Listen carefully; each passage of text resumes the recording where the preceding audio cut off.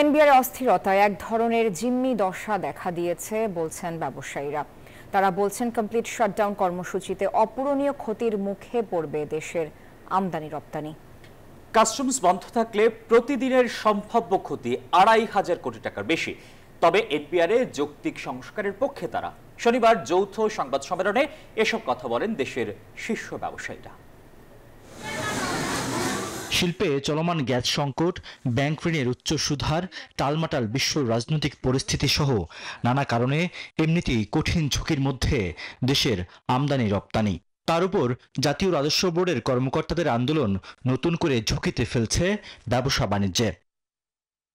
শনিবার রাজধানীর একটি হোটেলে বর্তমান পরিস্থিতি নিয়ে সংবাদ সম্মেলনে এসে বিভিন্ন শঙ্কার কথা তুলে ধরলেন দেশের শীর্ষ ব্যবসায়ীরা। আজকে থেকে জাতীয় রাজস্ব বোর্ডের অন্তর্ভুক্ত সকল দপ্তর সমূহের কর্মকর্তা কর্মচারীগণ কমপ্লিট শাটডাউন কর্মসূচি ঘোষণা করেছে।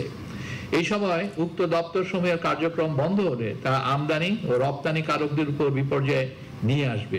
ব্যবসায়ীরা বলেন, যুদ্ধ ছাড়া একটি দেশের কাস্টমস এভাবে বন্ধ হতে পারে না। এর মাধ্যমে ব্যবসায়ীদের জিম্মি করা হচ্ছে। আমাদের রেলওয়ে এক্সপোর্ট হয় 40 বিলিয়ন এবং ইম্পোর্ট রাফলি 25 বিলিয়ন। তো 65 বিলিয়ন হচ্ছে ট্রানজাকশন।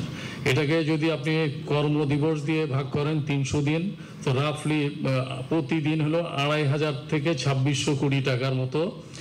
এটা বলা যাবে না যে ক্ষতি হচ্ছে, ডিস্ট্রাকশন হচ্ছে। আজকে যেটা আপনারা লক্ষ্য করছেন এটা কিছুই না, এটা অ্যাকচুয়ালি ক্ষমতার একটা বন্টন নিয়ে ঝগড়া হচ্ছে, টাকা পয়সার বন্টন নিয়ে ঝগড়া হচ্ছে। মাঝপথে আমরা হচ্ছে বিপদগ্রস্ত। এরা সারা জীবন আমাদেরকে জ্বালাইছে, এখন সরকারকে জ্বালাইতেছে, এখন পুরো জাতিকে জ্বালাবে। এনবিআর এর যৌক্তিক সংস্কার চান ব্যবসায়ীরাও। জানান, সরকার চাইলে তারা মধ্যস্থতায় এগিয়ে আসবেন।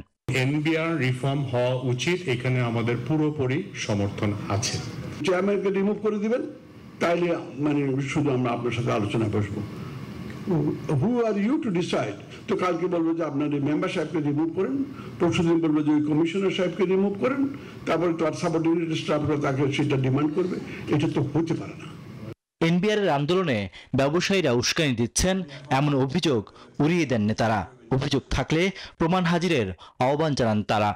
যদি নির্দিষ্ট কোনো ব্যবসায়ী গ্রুপের প্রতি এই অভিযোগ থাকে, তাহলে ওনাকে স্পেসিফিকলি বলতে হবে যে কে কোন প্রতিষ্ঠান বা কারা এটার ইন্ধন দিচ্ছে। রিয়াদ সুমন, নিউজ 24, ঢাকা। বান্ডেল থাকলে প্রতি সেনমানিতে টাকা বাঁচবে। বিকাশ সেনমানি বান্ডেল কিনে জিতুন প্রতি লেনদেনে।